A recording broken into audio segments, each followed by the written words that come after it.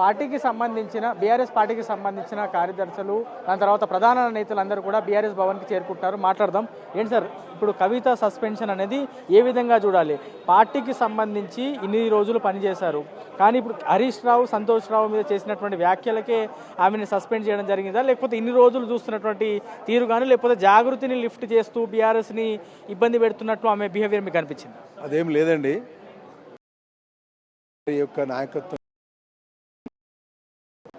పార్టీకి పనిచేసిన వ్యక్తులమే.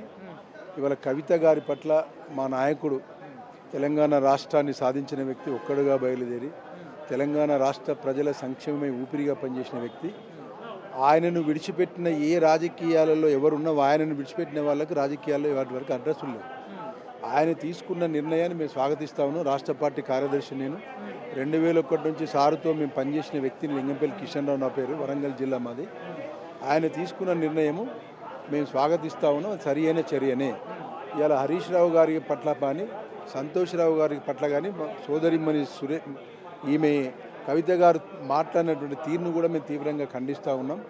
ఇవాళ 2001లో హరీష్ రావు గారు ఉన్నప్పుడు కవిత మేడం గారు లేరు. హరీష్ రావు గారు కేసీఆర్ గారు వెంట ఉన్నప్పుడు ఆయన నోట్లో నాలుకై పనిచేసినటువంటి ఒక 6 అడుగుల బుల్లెట్లు హరీష్ రావు గారు. సంతోష్ రావు గారు తన భార్య పిల్లల్ని సైతం విడిచిపెట్టి 24 గంటలు కేసీఆర్ గారికి తోడై, నీడై, గొడుగై, నోట్లో నాలుకై ఉన్నటువంటి వ్యక్తి. తెలంగాణ రాష్ట్రంలో ఉన్న మొత్తం తెలంగాణ రాష్ట్రాలలో ఉన్నటువంటి బీఆర్ఎస్ పార్టీ కుటుంబ సభ్యులందరికీ కూడా ఒక ప్రేమించే వ్యక్తి మరి వాళ్ళ మన హరీష్ రావు గారు, సంతోష్ రావు గారు. మరి వాళ్ళ పట్ల ఆమె మాట్లాడే తీరును మేము తీవ్రంగా ఖండిస్తూ ఉన్నాం. ఏది ఏమైనా పార్టీ లైన్ ఎవరమైనా దాటద్దు అనేది కేసీఆర్ గారి యొక్క లైన్. అది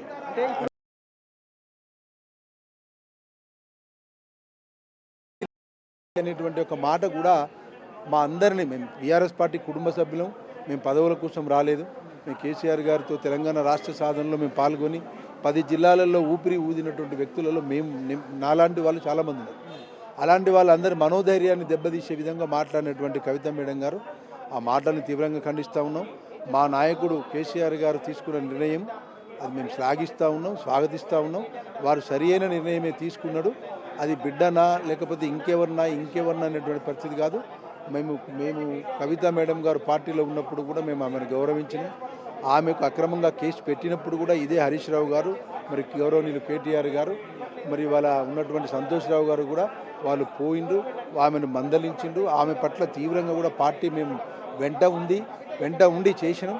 ఆమె ఎవరో మాటలకు ఎవరితో కుమ్మక్కై పార్టీని దెబ్బతీయాలి, పార్టీ నైతిక స్థైర్యాన్ని దెబ్బతీయాలని ఇక్కడ పార్టీ విడిచిపెట్టిపోయిన వాళ్ళందరూ కూడా రేపు ఇంకో కొద్ది రోజులకు మళ్ళీ లైన్ కడితే కూడా మా పార్టీలో ఎంట్రెన్స్ ఉండదు. అది కేసీఆర్ గారు తీసుకున్న నిర్ణయాన్ని మేము స్వాగతిస్తూ ఉన్నాం.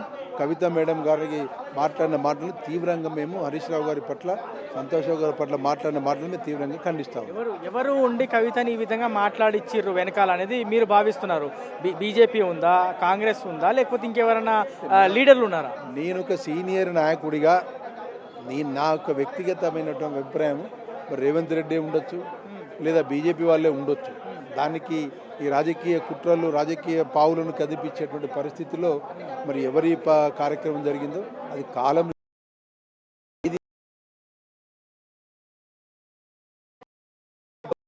ఇక్కడ ఉన్నటువంటి వ్యక్తులు ఎంతమంది ఎదిగినోళ్ళు, ఎదిగి సారు వెంట ఉండి సారును దగ్గర తీసుకున్నటువంటి వాళ్ళందరూ సారుకు మోసం చేసిపోయిన వాళ్ళు చాలామంది ఉన్నారు. అందులో ఈమె కూడా మా అధినేత బిడ్డగానే మేము ఎన్నడూ గౌరవించాం. కానీ మా అందరినీ బాధపెట్టి, బీఆర్ఎస్ పార్టీ కుటుంబ సభ్యులందరినీ బాధపెట్టి మనోధైర్యాన్ని దెబ్బతీసే విధంగా ఆమె మాట్లాడడం అనేటువంటిది అది బాధాకరం. సరి అయిన నిర్ణయం సార్ తీసుకున్నాడు, దాన్ని మేము స్వాగతిస్తూ ఉన్నాం. మేము మనస్ఫూర్తిగా కేసీఆర్ గారి వెంట ఉచ్ఛ్వాస నిశ్వాస మా ప్రాణం ఉన్నంత వరకు వారితోనే ఉంటాం. వారిని విడిచిపెట్టిన వాళ్ళకు అడ్రస్ రాజకీయాల్లో ఉండదు. ఇప్పుడు మీలాంటి వాళ్ళు చాలామంది కూడా కేసీఆర్ నాయకత్వంలో కేసీఆర్ చూపినటువంటి దారులు నడిచిర్రు, ఇంతవరకు ఎదిగిర్రు. అట్లాంటిది కేసీఆర్ బిడ్డ వేరే వాళ్ళు పావుగా వాడుకుంటే ఆమె అంత ఈజీగా వాళ్ళ వైపు చూసి ఈ విధంగా వ్యాఖ్యలు చేస్తుంది అనుకుంటున్నారా? చూడండి, మేము దాంట్లో వ్యక్తిగతమైనటువంటి దాంట్లో పోదలుచుకోలేదు. మేము మొన్న కూడా ట్విట్టర్లో పెట్టిననే ఒక ప్రాంతీయ పార్టీ పెట్టినప్పుడు తమిళనాడులో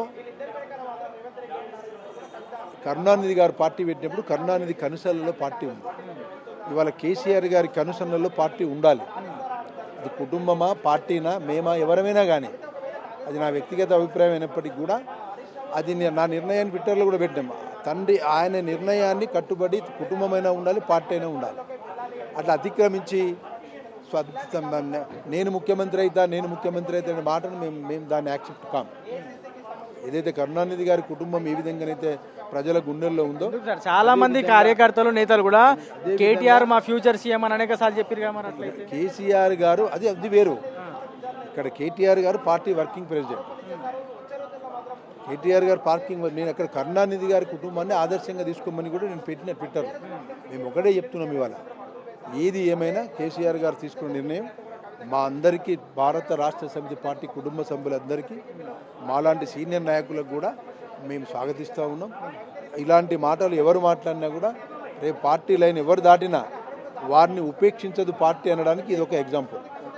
సో ఇది మొత్తానికి కేసీఆర్ కవితని సస్పెండ్ చేయడం సరైన నిర్ణయం.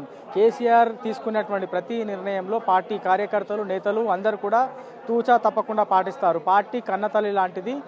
అలాంటి పార్టీని ఇంత పెద్ద సంఖ్యలో ఉన్నటువంటి కార్యకర్తల మనోభావాలను దెబ్బతీసింది కవిత కాబట్టే కవితని కేసీఆర్ సస్పెండ్ చేశారు అనేది అభిప్రాయం వ్యక్తం అవుతుంది. మరి కాసేపట్లో మరికొంతమంది లీడర్లు బీఆర్ఎస్ భవన్కి చేరుకుంటారనే సమాచారం ఉంది. మరి వచ్చిన తర్వాత ఏ విధమైనటువంటి రెస్పాన్స్ వాళ్ళ దగ్గర ఉంటుంది, ఏ విధమైనటువంటి వ్యాఖ్యలు కవిత సస్పెన్షన్ మీద కావచ్చు, కవిత చేసినటువంటి వ్యాఖ్యల మీద చేస్తారు అనేది వేసి చూడాల్సి ఉంది.